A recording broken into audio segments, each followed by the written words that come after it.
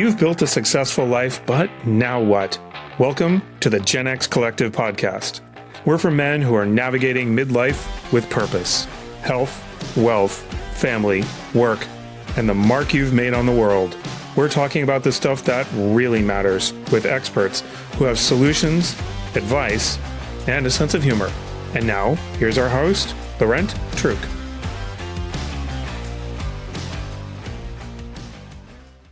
Fatherhood today looks very different than it did for previous generations. As Gen X men, we're navigating a world where strength and emotional connection must coexist, where parenting comes with new challenges, and where technology plays a major role in shaping our kids' development. To help us unpack all this, I'm excited to welcome Nicole Runyon to the podcast. Nicole is a licensed master social worker, psychotherapist, and a keynote speaker with over 22 years of experience, specializing in child and adolescent mental health. She's also the author of Free to Fly, The Secret to Foster Independence in the Next Generation. Nicole, great to have you on. Great to be here. Thanks for having me. Okay, let's, if you're cool with it, we'd love to start with a little bit of your background and how you got into this line of work. That goes all the way back to when I was 10 years old. It won't be that very long story, I promise, but I always have to add this in because being a child therapist is really a calling for me. I've known since I was 10 that this is what I wanted to do. And I had a slight waiver when I was in college, and all of my family are business entrepreneurs. And so for a second, I thought, well, maybe I should major in business like everybody in my family. But I quickly talked myself out of it and realized that this is a calling, and I can't imagine myself doing anything else. However, about 8 years ago, I started to see a pattern in my practice that made me realize that seeing kids might not be the best idea. And instead working with their parents is really where it's at. Because I was noticing mental health symptoms, very severe mental health symptoms. I'm talking self-harm, panic disorder, even suicidal outcomes. In kids who had no known trauma, families were intact, loving, supportive, caring parents. And I was baffled because in my training, I'm trained to see the child in the context of their environment. And for a child, that is their family. That's like the first line of their, environment that we want to be looking at. And if the family's okay or doing well, then what else do we need to look at? So I looked at sort of the broader culture and realized that the change in the kids I was seeing was really due to technology. Because I had an influx of particularly middle school girls at the time. And it was directly related to their use of social media and their use of social media all throughout the school day, because suddenly, this was 2015, 2016, the schools were allowing kids to be on their devices during the school day. Before, it had been off and away policies. They were very strict about it. And then they started backsliding, and even teachers were starting to allow children to have them in the classroom for free time. And I directly saw it in my practice, the decline in their mental health. And so over time, over these last 8 years, I started to look at the parenting because I wondered, why are the parents sending their children to school with these devices? Why are the parents allowing this? Why are the parents, giving their kids unfettered access to the internet on a regular basis? And I realized that I think our parenting culturally has shifted from, being very strict and disciplined to being extremely permissive and keeping the kids comfortable and making them happy, right? Everyone wants to make their kids happy these days. And I'm not saying happiness isn't great, but happiness is a feeling, and feelings are temporary. Sure. And it's not really what we should be striving for. What we should be striving for is making them strong and resilient and feeling capable and trusting themselves to go out in the world without you. I mean, parenting is kind of trippy, right? Like, you take care of them. They're your everything, but the goal is for them to leave you.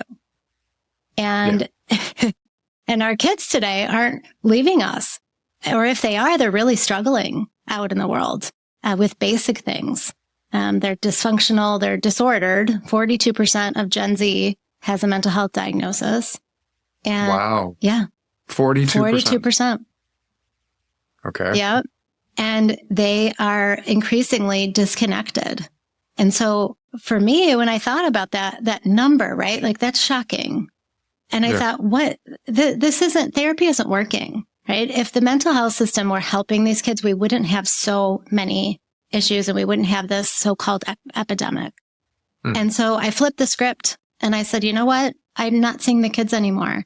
I'm going to talk to the parents, because the parents are really ultimately, they're the leaders of the family. They're in charge of changing that environment for the child. And when I made that switch, what I realized was that the kids got better faster. Instead of pathologizing them, medicating them, scapegoating them, making them think there was something wrong with them, it was that the parents could connect to their needs and give them what they needed, which is more than likely more of a balance between strict, rigid, disciplinarian parenting and permissive, keeping the kids comfortable parenting. Ideally, we really want to be in the middle of that. And so that's what I help parents do. I'm probably too late to help at this point with a 15-year-old daughter and an 18-year-old son. It's never too late. I was hoping you would say that. It's never too late. There's so much to unpack in there. So would love to understand when we talk about 42% with mental health issues, there must be a massive gamut on, small problematic to, I don't know, what's the extreme, suicidal tendency, things like that. So how bad, is there a direct correlation to say this is usually the trauma that gets experienced from social media or from being on devices too much? Is it a confidence thing, or can it be much more severe? Help me understand a little bit more about what happens to kids with social media and how it impacts. Well, it impacts their development. So child development works like the rungs of a ladder.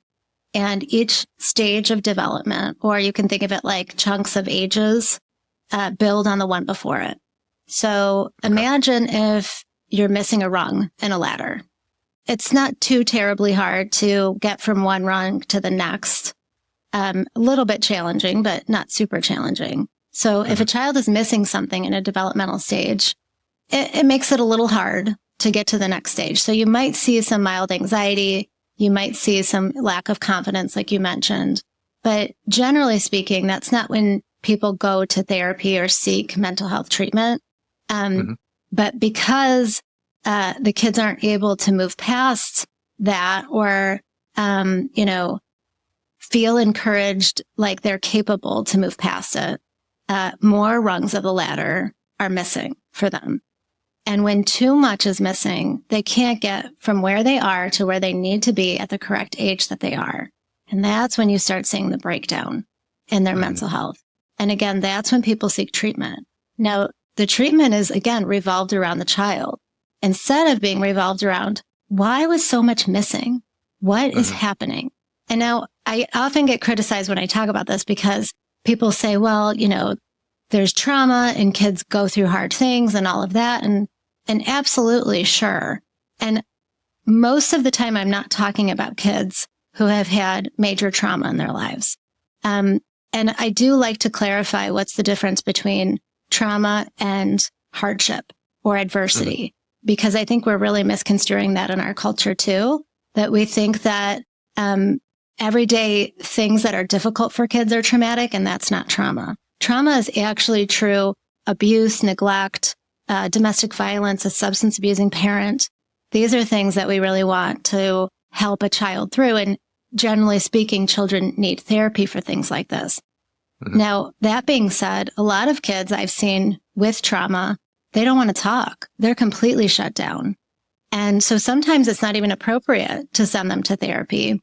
And I can work with the parents to help them, to help a child. So I do always like to clarify that. But generally speaking, we don't want to make the child the problem or the pathology. We want to really look at, again, what's happening in their development. So I always like to do a deep dive. Like in my book, I did a deep dive of what kids need and when they need it and in certain stages of development. And I do that through their physical movement that then scaffolds the brain for growth. And I explain brain development at what ages. And then that leads to social emotional development and growth, which then finally leads to a connection to self. So we want to be able to have all those components.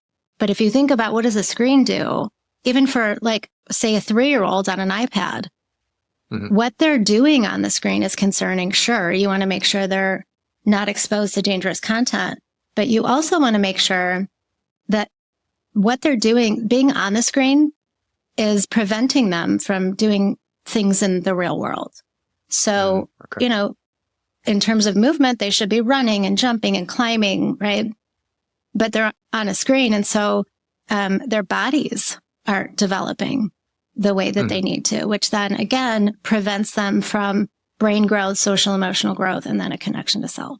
Back to kind of that wrong analogy you were talking about. So I'm assuming sometimes you don't notice a wrong being missed, right? Especially as a parent who's busy and you're like, all right, that's just my kid's personality. Are there telltale signs, like things that you look for? You just brought up the example that they're less active because they're on a screen. Like, at what point what are some of the telltale signs that you notice that there's a developmental issue here and we probably missed 3 or 4 wrongs now, and now we have a problem? Yeah. So I'll give an example of a 9-year-old, okay? Because 9 and 10 are usually ages where I would get a lot of referrals. And they were almost always referrals for anxiety.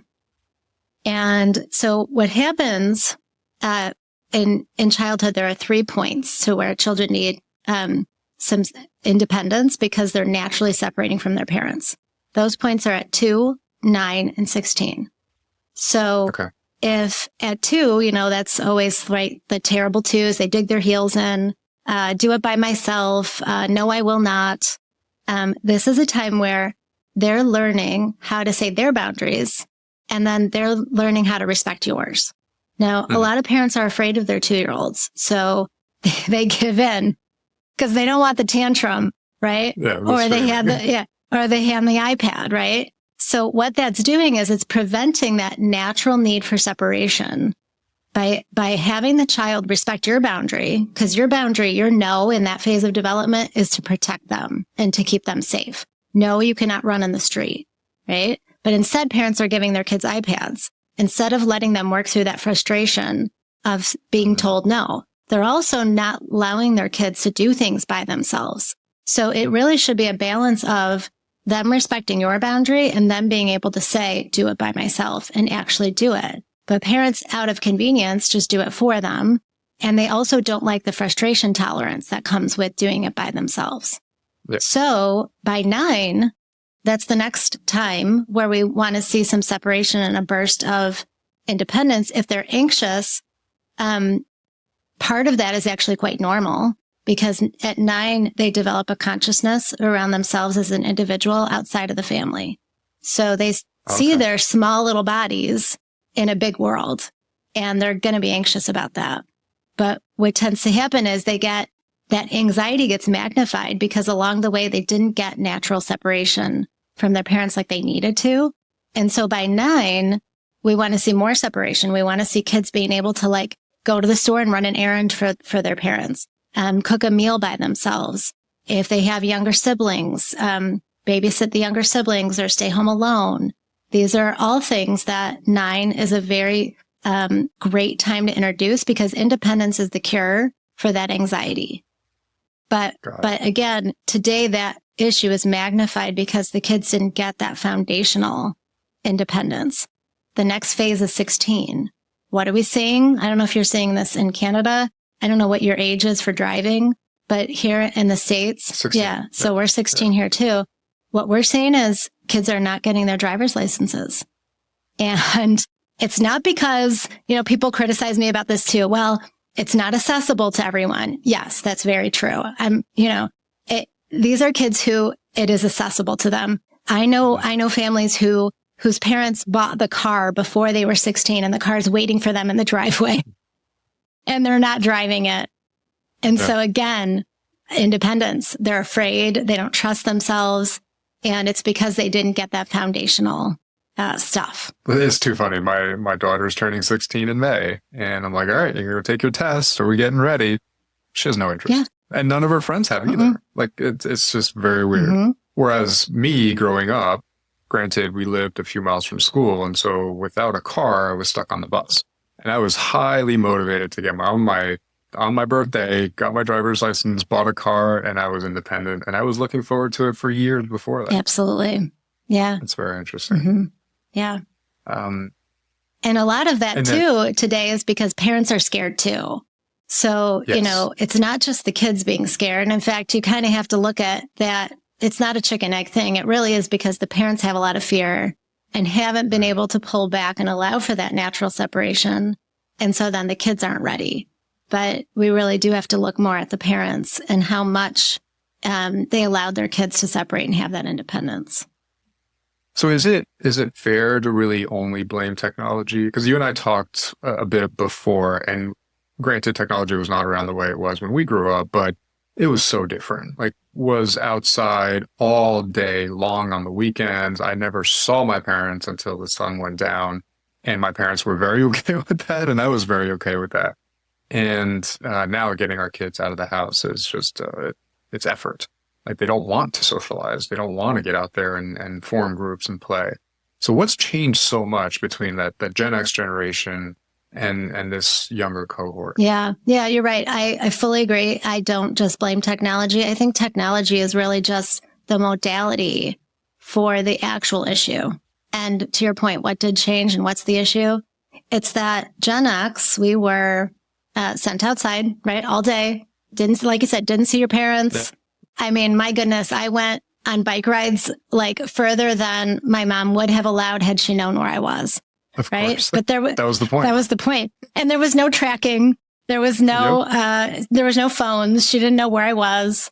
And it was great, right? It was wonderful. And we all, I think, really appreciate that about our generation. However, what was missing for us was that our feelings were neglected. And, so I wouldn't say we were neglected. I would say we were like taught to be, on our own and free. But at the same time, when we experienced things out in the real world and we came home and told our parents about it, it was, oh, that's not a real problem. Or, my mom's favorite thing to say was, you can't cry unless you get cancer. That was, hardcore, right? Yeah, that was like, for some reason, like that was her thing. Like you can't be upset unless you get cancer. And then she got breast cancer. So she was allowed to be upset. Oh, wow. She's fine. That's why I can laugh about it now. Okay, good. But the point is that our feelings were very much dismissed. And of course, that very much affected us, right? And so what we've done is we've pendulum swung in the other direction with our Gen Z kids. And we have overcompensated for their feelings. We are so concerned about their feelings, so much so that if they have a negative feeling, not only do we want to do everything in our power to make them happy, we also take them to therapy because we think there's something wrong. And that's the change. And so technology has just been a really easy go-to for parents who want to keep their kids comfortable. Because it makes you happy, right? It's a dopamine fix. Sure, like in your pocket, literally all the time. And so it is a combination of the parenting and the technology. And that's what changed. And so what we really want is to get more towards the middle, right? Take what our parents gave us in terms of that independence and that freedom and that self-reliance and self-trust. And then take what we know about the fact that we want to be able to validate and be there for our kids, but we can't solve their problems or fix it for them. We can be with them in the feeling, and we can tell them that this is something that they're going to have to work through, and we're here to help and support, but we can't do it for them. So, thinking of the audience being Gen Xers, most of them probably have kids from 9 to 25, which is a huge range. I know that. But I'll use myself as an example. So 15, 16-year-old daughter and a 18-year-old son. I'm probably one of the individuals that I was a little more stern with my kids growing up. Like, deal with it, figure it out. Not on the limiting of technology, however. I will say they always had phones when it was available for their age and didn't really police it as much as we probably should have. My wife, on the other hand, especially for her baby boy, it's like, okay, oh my God, he's sick. We gotta drive the 4 hours to give him soup. Okay, I don't think we need to do that, but would love to get your perspective on how to, as a father, boy versus girl, like, do you treat them differently? Do you approach it differently? What are some of the recommendations, assuming that I haven't been the best dad in terms of making sure that the technology was in check and all that? Like, are there things we can do at this stage to help them continue to build their confidence, prepare them for the real world, and maybe stop screwing them up more? Yes, absolutely. Okay. So I think that, what you describe as the way you parented is very common for dads. And this is why we need moms and dads, because dads are good with the strictness and the discipline, and we need that. And moms are good with the nurturing. And so we balance each other out, because one or the other, too much of one or the other, or a dominance of one or the other is not good. It's not healthy. It's not what kids need. And interestingly enough, dads also don't sweat the tech. Moms are more concerned about the tech. And yes. I think that's for a couple of reasons. One is moms are the ones generally reading the parenting books, right? Generally listening to the podcasts.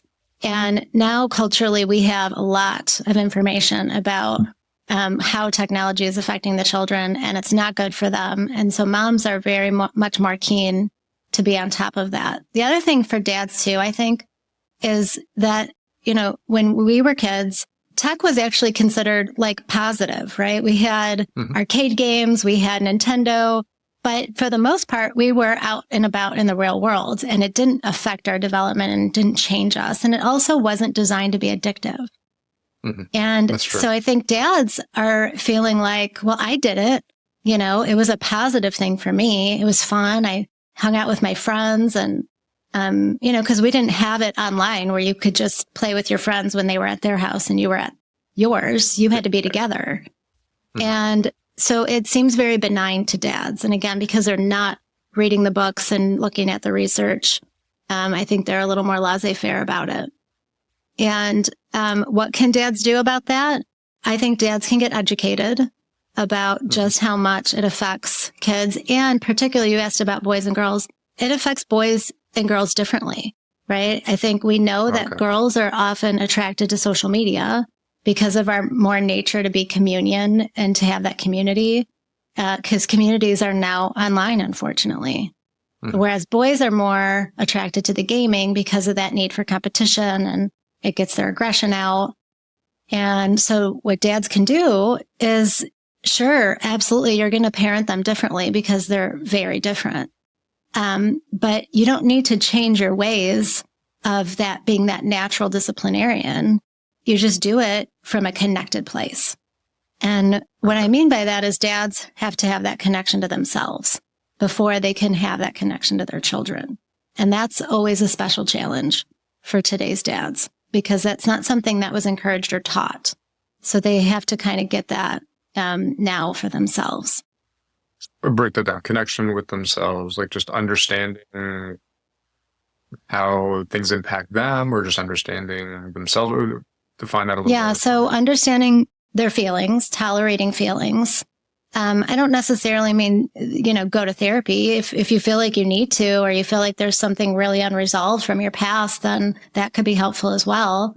But for the most part, be in the discomfort. And that, I think, for men is a really vulnerable place, and it makes men feel weak. So they tend to distract themselves from it. And being in that vulnerable place and allowing for those feelings, however you choose to work through them. Maybe you want to go for a walk or a run or do yoga or something to kind of calm that. Just don't distract from it and avoid from it. Because then if you can do that for you, you can do that for your kid. You're not going to be able to do it for your kid if you haven't been able to connect to your own feelings.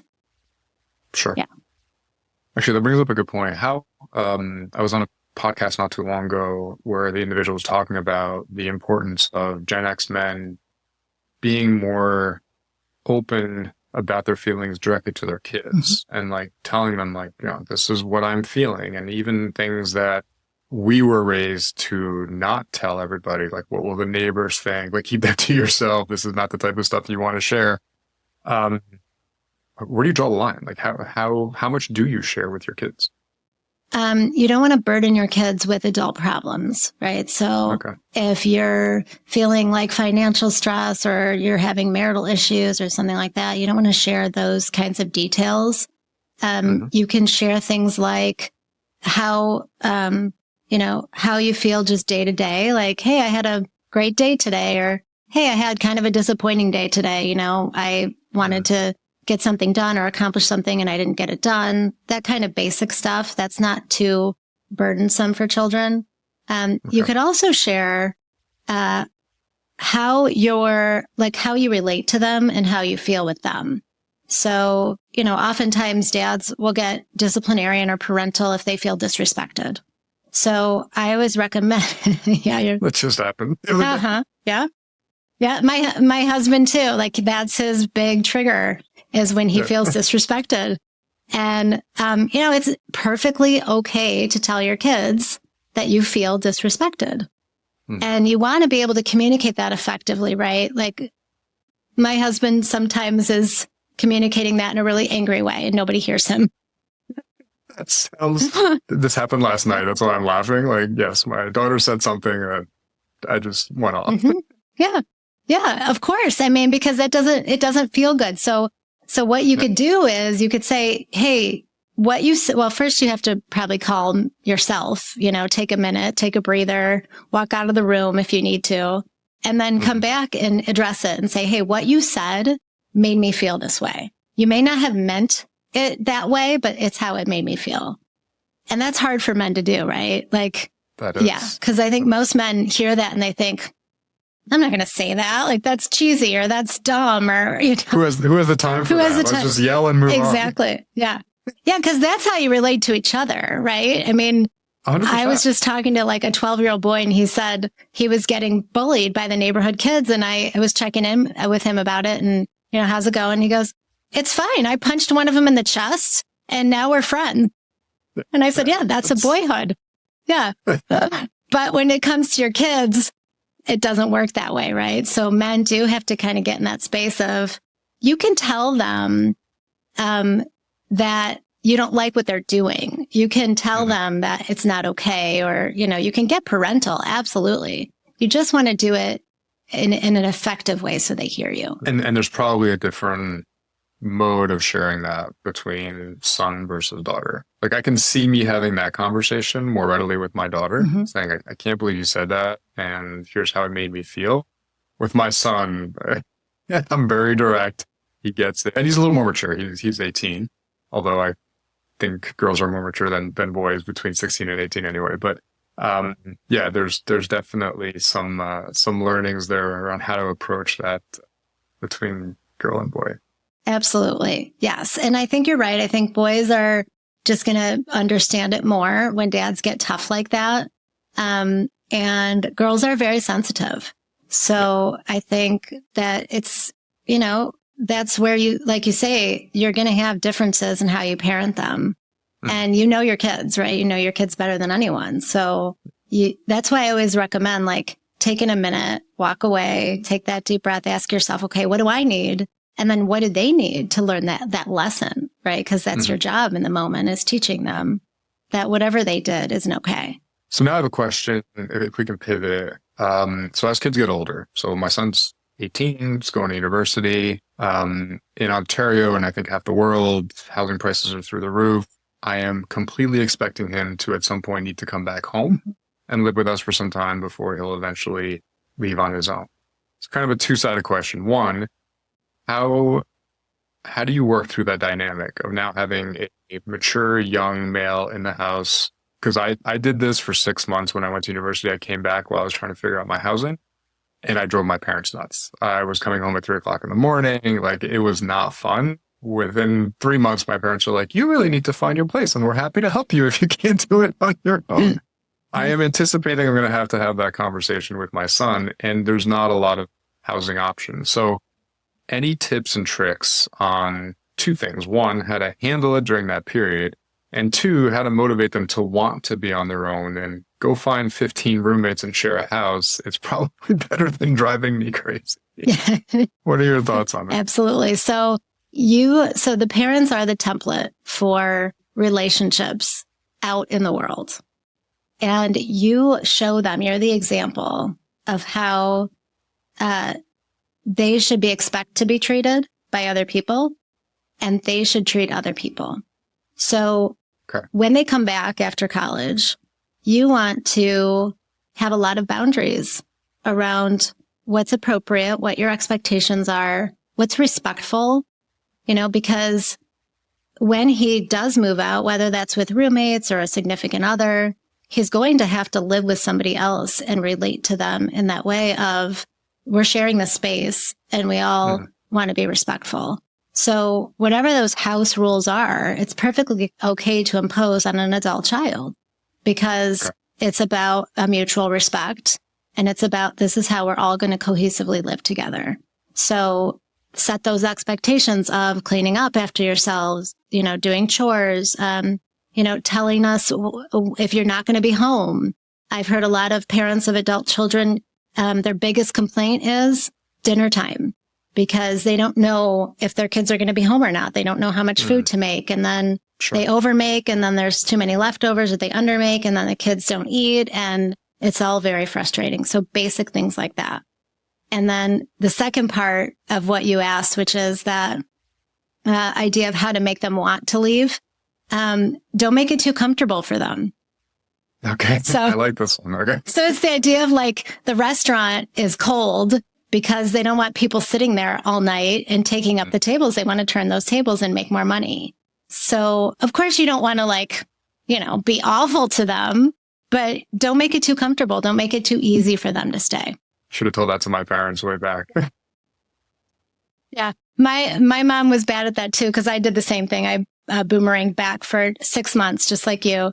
And it was actually me that could not wait to get out of there because all my siblings were there. And my mom is super controlled, she wants things the way she wants them. And I get my control freakness from her. So I said, no, I need my own place. That's funny. Yeah. Are you seeing a lot of tendencies? I'm jumping around a little bit, but I had a fantastic experience when I went off to university. I lived in a fraternity, which forced me to get along with 16 guys in the same house. And that was an incredible dynamic that I just had to figure out on my own. And so when my son left, he had the option of single room, double room. I said, look, they have these quads. There was actually 5 roommates at once. And so I'm like, you should try that. And so we put him in there, and it was not an easy first 6 months for him to get acclimated. But I've talked to a lot of friends, especially those with daughters that go, and they're putting them in single rooms. Are you seeing a bigger trend in that? Yes. And how, because he has a friend who has a single room and the guy never leaves his room, does not have many friends at all. And I think there's a direct correlation there. What are you suggesting to parents whose kids are about to go or trying to contemplate what to do for them in university? What are the benefits? What are the risks? How would you suggest they look at it? I think that we need to understand the why first.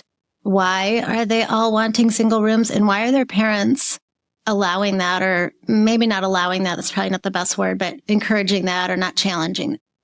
And I think that's because of social media. I think it's made it so that kids don't know how to relate to each other. They don't know how to have conflict resolution.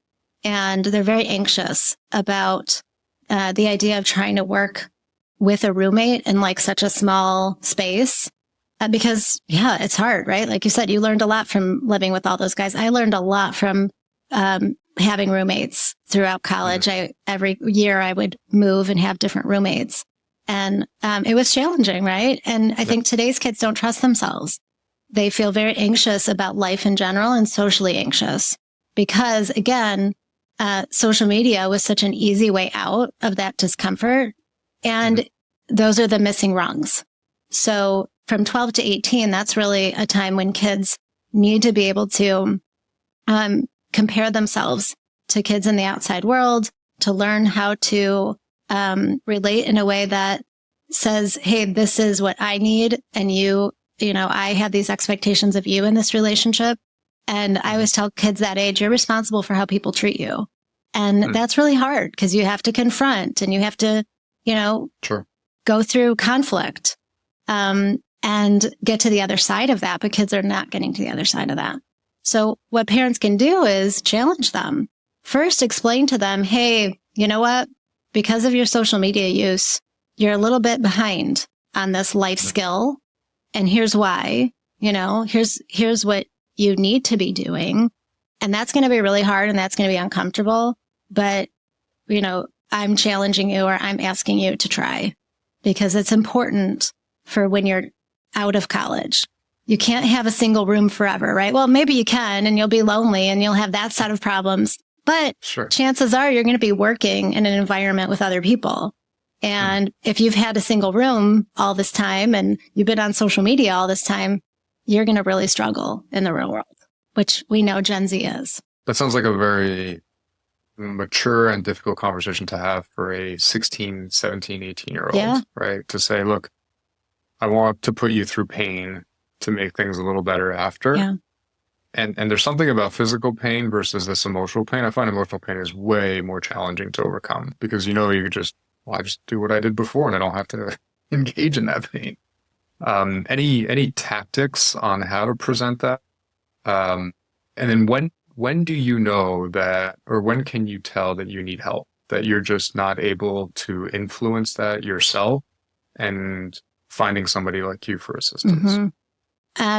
Just like I was saying about how dads need to really be able to work through their feelings and be with themselves and connect to themselves before they can do that with their kids. It's the same thing. Parents need to learn how to be uncomfortable in themselves. And we don't just have a problem with kids on tech. We have a problem with parents on tech. And parents are guilty. Yeah, me too. The worst habit I have, and my husband is constantly pointing it out, is that the first thing I look at in the morning is my phone. I do as well. And the last thing I do before I go to bed. Yep. Yeah. So, that's what parents need to do is this work for ourselves, right? Like we need to put our phones down. We need to not have that glass of wine at the end of the night to wind down from a stressful day. We need to be able to be in our pain and our discomfort and push past that. Because if we can't do it for ourselves, we cannot do it for our kids. Because then we're avoiding our pain and then we're watching them have pain. And that is unbearable, right? It's hard enough as a parent to watch your kid experience pain. I mean, I can tell you the first time I struggled with that was when my oldest was 4 months old and he was doing on the back, he was trying to flip over and, the grunting and you see the struggle. And I remember just like sitting on my hands, like, I can't help him, but I want to help him. I want to help him. Just give him a little poke. I know if I could help him. Right. So again, it's like, and I wasn't able to do that in my parenting until I could learn that about myself. Yeah. That I had to work through hard things. And for me, that came in the form of a health journey.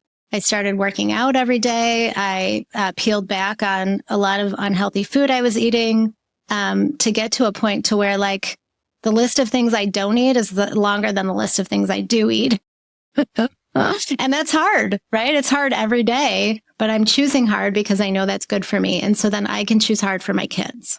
It's unbelievable how, we're obviously role models, but they watch everything we do. And so we're going through this now. My daughter loves her snacks and she just likes to eat things out of the cupboard versus the fridge. And my wife are on this pretty hard health kick right now. And she's getting frustrating seeing what we eat because we keep saying, why are you eating that? You can just get you a hard-boiled egg. We'll get you this. We'll get you that. It's like, I don't like this. I don't like this. And I do believe that at some point it'll just land and she'll get it and she'll be like, yeah, this is so much better. Yeah. It's a journey. I always say, show them, don't tell them. Yeah. And they will. They'll feel it. Like my 16-year-old son is similar to your daughter in that way. And now he's finally coming around because he's recognizing that He sleeps better when he's healthier. His grades are better. He's better performing at golf. And these are really important things to him. Sure. And so he makes the choice. But we had to model that for years before he came around. My son's a bit of the opposite. He started following people online that were extremely health conscious. And so he would lift 6 days a week. He would eat like unbelievably healthy foods. And his big quote was, what did he used to say? Oh, he didn't want to watch TV because it was going to give him like too many good feelings. Like, and so he was like so straight and narrow. But it actually got me worried. Like, he would never let go. Like, hey, we're just going to watch a movie. You want some popcorn? No. You know calories in popcorn? Like, we'll put butter on it. There's not that many calories in popcorn. So, yeah, it's finding that balance. And then as soon as you see there's something that could be a little OCD or in the wrong direction, how do you help to correct? Yeah, I think that that's a learning curve for them to manage, right? So I think, it was good that you encouraged him. Like, it's okay to indulge every once in a while. Like, you have to, live a little bit. But for the most part, he's going to have to figure that out for himself, right? And I think that's the hardest thing for us parents to do. That's a great point. It's so hard. I was planning on swooping in and helping. Yeah. Oh, yeah. Yeah. I just had this experience with my husband and my son. My son is going out for the golf team at school, and he's a sophomore. So he's definitely going to make JV. There's no doubt about it. But he set a goal to make varsity. So he has to shoot a certain score. And his first tryout, I think he gets like 3 chances. His first tryout, he did not as well on the front 9 as he wanted to do as he did on the back 9. And so my husband's a golfer. So before my son came home, he's like, I know what he did. I told him not to do this. So before my son comes home, about 10 times I said, your job when he comes home is to shut your mouth. Yeah. And I just said, shut it. Because he's got to figure this out on his own. You've told him, you taught him, and now let him work it out. And I know that's really hard. And it's really hard, especially for my husband who sees where he could do better and he's not listening. And that's like maddening. And it's sports. I mean, that's like our realm. I have the same thing with my daughter. She plays soccer every Friday night in a women's league. And I'm the one who takes her. I want to watch. And I can't shut up on the entire trip home. Every comment. Like, why'd you do this? Why didn't you pull back here? Where was the power in the shot? And she's always so polite about it. She thanks me for my criticism. But then I feel like crap. And I'm like, she knows all this. Like, she doesn't. Yeah. Well, see, but it's good. She's not resisting. So I think that, she probably does appreciate it and wants it. But if your kid is resisting or you notice that like your comments are throwing them too far in their direction because they don't like what you're saying, then that's when you need to kind of peel back. Yeah. Okay. Yeah. Sometimes they do. They need our help or they want our help. And that's always good to communicate too. Like, hey, is this a time where you want my advice? Or you want me just to listen or just watch? And they'll tell you. Are there specific things to watch out for where a parent should feel they need help? They need an expert like you to come in? And from what you said, it's not necessarily to fix their kid, but to fix themselves. Yeah, that's it. It's like when you're struggling in your parenting or you're struggling with your relationship or your connection, that's when it's good to reach out to someone like me. Okay. Yeah. Because, I call us revolutionaries as parents today. We are parenting under circumstances that nobody else has. Our culture has greatly changed. And generally speaking, from generation to generation, there isn't that much change. There's change and there's cultural change, and that affects how we develop. But this is a stark difference between Gen X and Gen Z, right? And so I think all of us need a little help. And the other thing I like to point out to parents about when you're struggling is you tend to struggle with your kid at the age that perhaps you struggled in your childhood and something's unresolved for you. Because you try to overcompensate? Because you remember the hardships that they caused. That's right. So you pendulum swing, and then that causes a whole nother set of problems. And parents are very bewildered by that and confused. They think, well, I didn't get this, and now I'm giving my kid this, and they're not grateful, or it's not working, and why, right? Yeah. But generally, it's this emotional kind of something underneath the surface that you're not recognizing. Well, then you have two parents. And so one parent is doing that. The other parent probably doesn't understand because they didn't have that trouble. Yes. My wife and I always have this discussion around how, and it's funny, I find she gives way too much to my son and she's very hard on my daughter, and about things that I find very odd. And it's just because we were brought up so differently, and they are so differently, so different in personalities. But that leads to us having arguments about, what is the right way to do it and how should we address it? So this is a great conversation. It brings everything into perspective, and there's a reason for it all, which is good to know. And to your point, like that's why when I work with parents, I work with both of them, and that's a requirement because you need to be on the same page, right? And sure, you're going to have differences in the way that you see things or the way that you parent a daughter versus a son. And so you don't have to agree on everything, but you certainly have to work together. Yeah. And it's hard. And, I share your sentiments because I have a similar dynamic in our family. We have a girl and a boy, and same thing. I'm harder on my daughter than I am on my son, and flipped. My husband's harder on our son than he is on our daughter. Yeah. That's too funny. Yeah. Okay, this has been fantastic.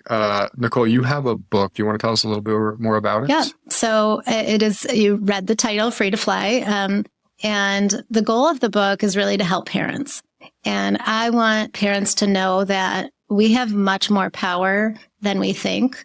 I think our kids are heavily influenced by the outside world, by media, by social media, by the internet. And it's not too late. We talked about this. It's never too late at any age to reconnect with your child, because you want your influence to be more powerful than the outside world's influence. And so the book is designed really to help parents connect back with their instincts, to find their power, to find their feelings that they're capable of helping their children through most things, and with having boundaries and rules around technology. And so I explain child development because I think that is really a powerful way for parents to know what their kids need when.